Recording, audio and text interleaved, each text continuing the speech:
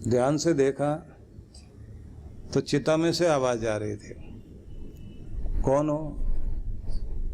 बहन पहचाना नहीं? मैं तुम्हारी जुड़वा बहन, बिछड़ गई नहीं, तुमसे बिछड़ गई थी ना। अच्छा, चिंता आ गई हो? दोनों बात कर रहे हैं।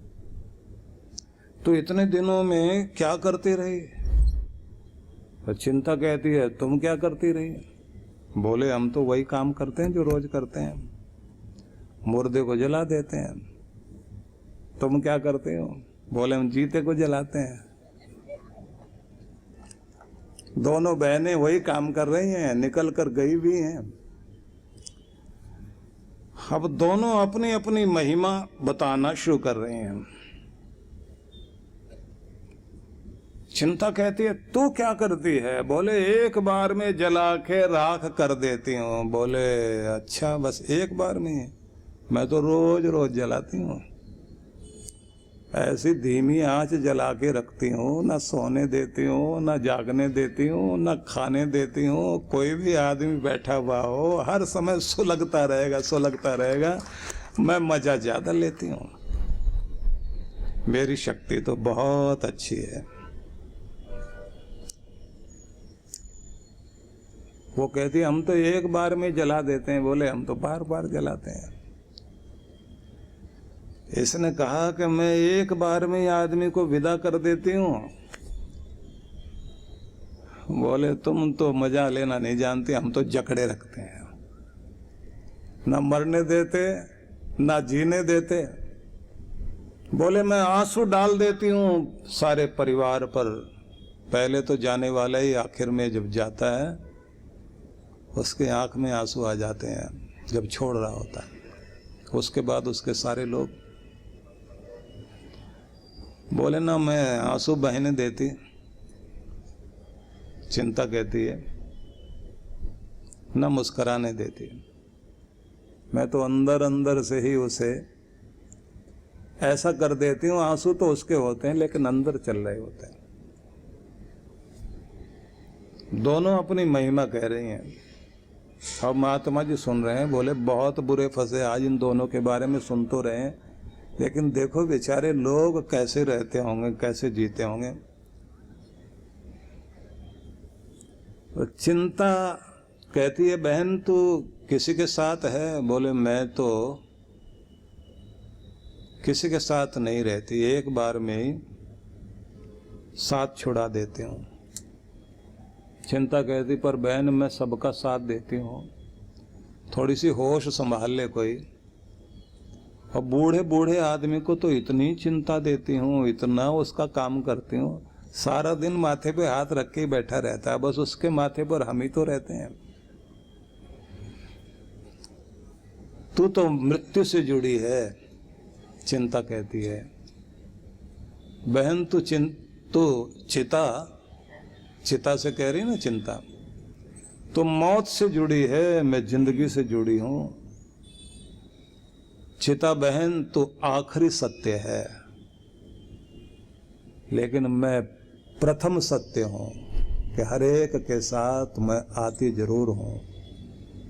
ये अलग बात है कि कुछ कुछ लोग होते हैं जो मुझे ज्यादा देर टिकने नहीं देते, जिसे आंधियां ना तोड़ पाए उसे मैं तोड़ देती हूं, जिसे तूफान ना उखाड़ पाए उसे मैं उखाड़ देती हूं, जिसकी हरियाली को गर्मी भी नहीं सुखा पाए उसके चेहरे की मुस्कुराहट को मैं सुखा देती हूं, और जिसकी नींद को दुनिया में कोई न छीन पाए उसकी नींद को भी मैं छीन लेती हूं। देखने में मैं दिखाई नहीं देती, लेकिन मेरा मारा हुआ हर आदमी दिखाई देता है। चिता ने कहा, बहन मैं तो यहीं पड़ी रह गई, तूने तो बहुत बड़ा साम्राज्य बना लिया, लेकिन हम दोनों से बचाता कौन है किसी को? बोले, वो जो महात्मा बैठे ना बाहर छुप के सुन रहे हैं हम लोगों की बात, उनके पास एक जड़ी है। कहा, वो जड़ी क्या है? बोले ये नाम दान बांटते घूमते हैं कि जिह्वा पर नाम ले आओ, हम दोनों का इलाज हो जाता है। हम दोनों का इलाज ये कर देते हैं कि शरीर भी मिट जाए आदमी का तो नाम रहेगा उसका, और जब तक जिंदा रहेगा तब तक इस दुनिया में वो चिंतन तो करेगा, चिंता नहीं करेगा। इसलिए ये नाम ही कल्याण कर सकता है। नाम दान लेकर नाम जपे, नाम सिमरन करे तो व्यक्ति का कल्याण हो। महात्मा वहां से उठे और उसके बाद बारिश में ही जंगल की तरफ चल पड़े कि उस बस्ती में क्या जाना जहाँ चिंता भी है, जहाँ चिता भी है। वहाँ चलते हैं जहाँ इन दोनों का इलाज होता है, वो तो परमात्मा के धाम में ही होता है। इसलिए ध्यान रखिए, कुछ भी मौका लगे समय निकालो और भगवान की शरण में जाकर बैठो। सुबह भी, शाम भी, भोजन करते समय भी, अपनी दुकान की शुरुआत करते समय भी, और दुकान का द्वार बंद करके जब घर लौटने लगते हैं तो भगवान को कह दो हाथ जोड़कर, आज की ड्यूटी पूरी हो गई, तेरी नौकरी पूरी कर दी, अब अपने घर जाते हैं। और फिर साथ में मन में विचार कर लेना कि दुकान को यहाँ छोड़ के जा रहे हैं तो दुकान की चिंताएं भी यहीं छोड़ के जा रहे हैं। अब तो प्रेम मंदिर में जा रहे हैं, मुस्कुराहट लेकर जाना है, क्योंकि मेरे घर वालों को चिंता नहीं चाहिए, मेरा मुस्कुराता हुआ चेहरा चाहिए। वो मुझे देखकर मुस्कुराएं, मैं उन्हें देखकर मुस्कुराऊं। उन्हें मेरे प्रेम के दर्शन होने चाहिए, मेरी चिंताओं के नहीं।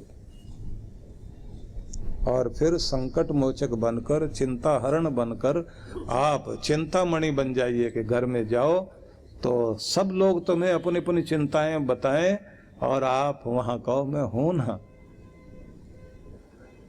और जब ध्यान करने बैठो तो उसको बताओ अपनी चिंताएं, तो वो भी कहेगा कि मैं हूं ना, तू मेरा है तो मैं हूं ना तेरे लिए। अपने गुरु के आगे, उसके चित्र के आगे बैठ करके बोल दीजिए, मैं तेरा हूं, तेरी शरण में हूं। और वो भी कहेगा मैं हूं ना तेरे लिए। ये आवश्यक है। ये कृपाएं जब जीवन में चल रही होती हैं, निश्चित रूप से निश्चिंत जीवन जीना शुरू हो जाता है। भगवान इसलिए कह रहे हैं अभ्यास योग युक्ते न, अभ्यास योग में लग जाइए। अभ्यास योग वही है, निरंतर का अभ्यास करने से ही बात बनेगी। इसमें एक बात ध्यान रखने की है कि नाम जपते जपते आपके अंदर वो गुण आ जाना चाहिए कि आप हर दिन कनेक्ट हो जाएं। ये जो आपके 7 सुरों की बांसुरी है ना, आपका शरीर, तो पहला सुर रीढ़ जहां से शुरू होती है, मूलाधार, नीचे वाला ये भाग, यहां पर ओंकार का उच्चारण करते हुए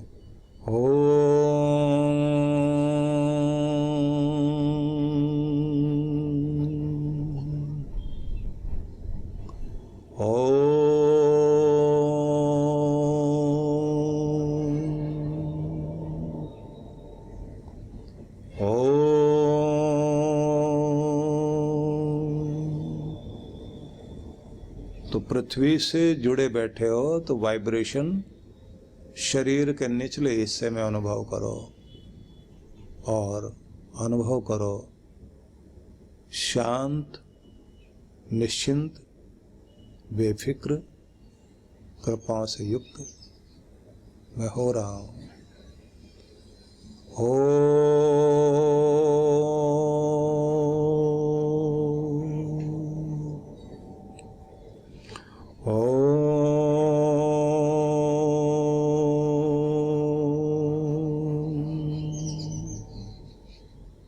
पवित्र तरंगों को रीढ़ से होते हुए सिर तक आते हुए अनुभव करिए।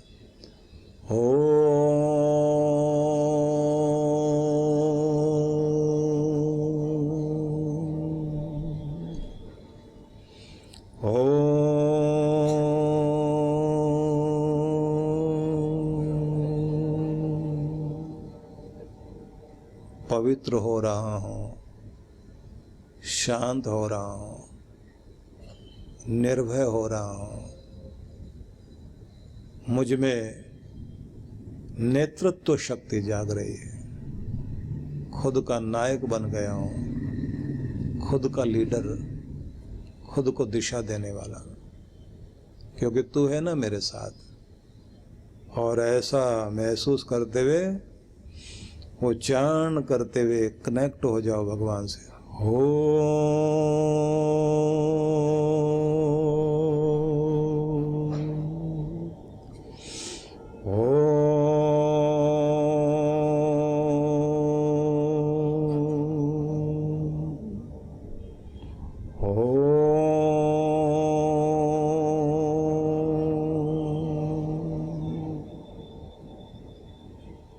गणाधिपतये नमः। ओम गणाधिपतये नमः। ओम गणाधिपतये नमः। धीरे धीरे आंखें खोलिए। तो ऐसे शुरुआत करो, गणपति भगवान को प्रणाम करते हुए और विनायक वाले स्वरूप को अपने अंदर जगाओ कि मैं खुद का नेता, खुद का नायक, खुद का लीडर बन रहा हूँ, अपने को दिशा देने वाला। और अभ्यास करते हुए युक्त हो जाओ, कनेक्ट हो जाओ भगवान से। जैसे कनेक्ट होंगे तो उसकी कृपाएं, उसका आशीर्वाद, उसकी विभूतियाँ माला माल करेंगे। सिर पर हाथ महसूस होगा कि मैं हूं तेरे साथ, तू अकेला नहीं। और इसी में अपने सद्गुरु को याद करो, अपने सद्गुरु को प्रणाम करते हुए ओम गुरुवे नमः। ओम गुरुवे नमः। ओम गुरुवे नमः। ओम गुरुवे नमः। ओम गुरुवे नमः। और जैसे किसी अपने को, बहुत अपने को प्यार से याद करने से चेहरे पर खुशी और दिल में चैन आ जाता है, ऐसे अपने सद्गुरु को याद करके खुश हो जाइए कि मैंने उन्हें याद किया है जो सदा मेरा भला करते हैं, सदा मेरा कल्याण करते हैं। वही सच्चा साथी, साथी वो, जीवन साथी वो जो हर मोड़ पर साथ दे सके। साथी वो, जीवन साथी वो जो हर मोड़ पर साथ दे, आसान सफर हो जाए और जिंदगी को इतना प्यार दे। आसान सफर हो जाए जिंदगी को जो इतना प्यार दे कि आपकी जिंदगी आसान बन जाए। ऐसे जो आपको प्यार करे, ऐसे अपने सद्गुरु को हाथ जोड़कर प्रणाम करना और बार बार दोहरा कर बोलना ओम गुरुवे नमः। ओम गुरुवे नमः। ओम गुरुवे नमः। और चेहरे पर आनंद का भाव, अपने संकट मोचक को याद करके खुश होइए। भगवान का भी नाम लेते समय जब जिह्वा पर नाम आए तो ऐसा लगना चाहिए कि अब वो नाम, जैसे अचानक दुख से परेशान व्यक्ति को कोई कहे ना कि तुम्हारा डॉक्टर बस आने वाला है, और जैसे डॉक्टर दरवाजे पर हो तो सब एक साथ बोलते हैं ना, आ गए हैं, आ गए हैं। तो आप भी जैसे जिह्वा पर सद्गुरु का नाम लें, भगवान का नाम लें, तो ये याद करो कि मेरा तारणहार, मेरा संकट मोचक आ गया है, कृपा करने वाला आ गया है। और उस समय कृपा महसूस होगी। क्रिश्चियंस में उनके जो उपदेशक होते हैं, प्रीचर होते हैं, उनको सिखाने के लिए ट्रेनिंग चल रही थी। तो उनके जो उस्ताद थे वो ये बताते जा रहे थे, देखो जब भगवान की चर्चा करो तब एकदम शांत हो जाना, प्रेम चेहरे पर ले आना, करुणा से भरपूर हो जाना।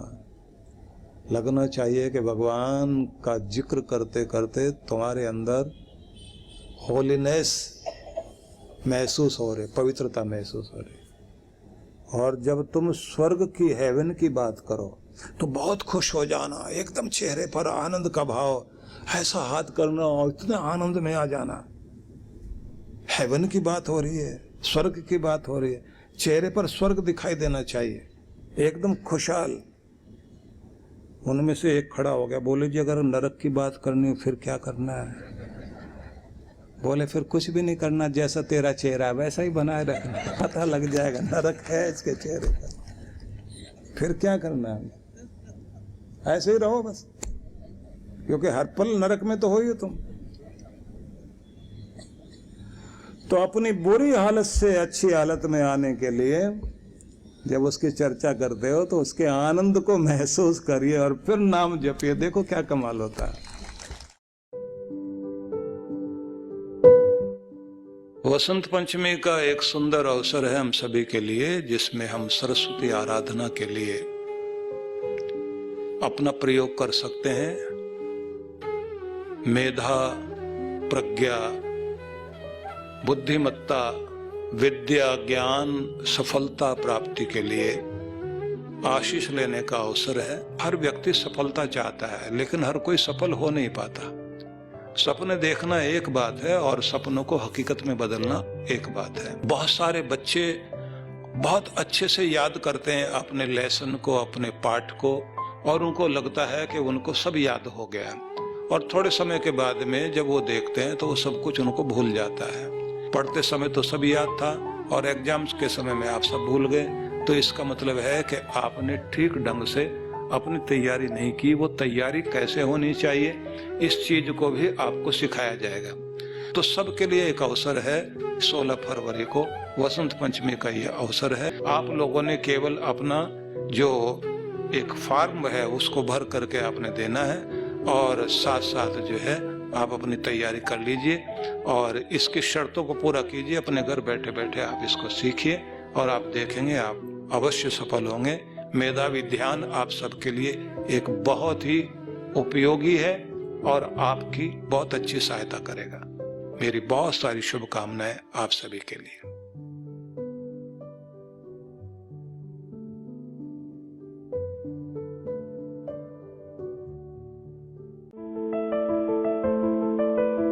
जहां एक ओर आज विश्व अपने विकास की चरम सीमा तक पहुंचने का दावा कर रहा है, वहीं दूसरी ओर समाज का एक ऐसा वर्ग भी है जो सही समय पर मार्गदर्शन न मिलने के कारण शोषण, आतंक, नशा, बाल मजदूरी जैसी सामाजिक बुराइयों के चंगुल में फंसता जा रहा है।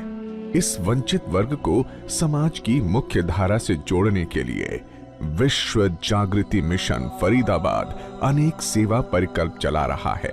शिक्षा समाज के विकास का मूल आधार है। इस दृष्टिकोण से गरीब बच्चों की शिक्षा के लिए ज्ञानदीप विद्यालय की स्थापना हुई। सन 2001 से प्रज्वलित वो ज्ञान का नन्हा सा दीप आज ज्ञानदीप विद्यालय के रूप में एक मशाल बन चुका है, जिसके आलोक में लड़के व लड़कियों की अलग अलग निशुल्क शिक्षा की व्यवस्था है। विद्यालयों के बच्चों को किताबें, कॉपियां, ड्रेस, जूते, बैग के साथ एक समय का भोजन प्रसाद भी निशुल्क दिया जाता है। जब ज्ञान तीर्थ की निस्वार्थ सेवा की गूंज देश के महामहिम राष्ट्रपति जी और प्रधानमंत्री श्री नरेंद्र मोदी जी तक पहुंची, तो उन्होंने भी सद्गुरु जी के प्रयास की सराहना करते हुए इन बच्चों को आशीर्वाद दिया। देश के प्रधानमंत्री श्री नरेंद्र मोदी जी ने बेटी बचाओ बेटी पढ़ाओ का नारा दिया है। इसी क्रम में सद्गुरु सुधांशु जी महाराज की प्रेरणा से बेटी को आत्मनिर्भर बनाओ लक्ष्य के साथ अनेक कल्याणकारी कार्यक्रम भी निशुल्क संचालित किए जा रहे हैं, जैसे सिलाई कढ़ाई प्रशिक्षण केंद्र, कंप्यूटर प्रशिक्षण केंद्र, ब्यूटी पार्लर प्रशिक्षण केंद्र, संगीत कला प्रशिक्षण केंद्र, योग और ध्यान साधना केंद्र। तो ये कुछ कलियां हैं जिनको आपके प्रेम की बूंदें मिलें तो ये मुस्कुराएंगे, खिलेंगे और मनुष्यता खिलेगी और हम अपने परमात्मा के प्यारे इंसान कहलाने के योग्य बनेंगे। हम आह्वान करते हैं आप भी सहयोग देकर इन गरीब बच्चों की शिक्षा दीक्षा का भार वहन कर सकते हैं। बच्चों को विद्यालय की ओर से निःशुल्क वितरित होने वाली सामग्री के वितरण में सहयोग कर सकते हैं। बच्चों के एक समय के भोजन प्रसाद की व्यवस्था में हाथ बटा सकते हैं। मेधावी छात्रों को पुरस्कृत कर सकते हैं। मैं इसके लिए आह्वान करता हूँ कि चले आइए, ईश्वर का मंदिर बनाने के लिए, मानवता का मंदिर बनाने के लिए हम मिलकर काम करें। बच्चे समाज और देश का भविष्य है। इनके उत्थान के लिए यदि आप भी इन बाल विकास योजनाओं में अपना सहयोग देना चाहते हैं तो ऑनलाइन डोनेशन के लिए लॉगिन करें www.vishwajagritimission.org।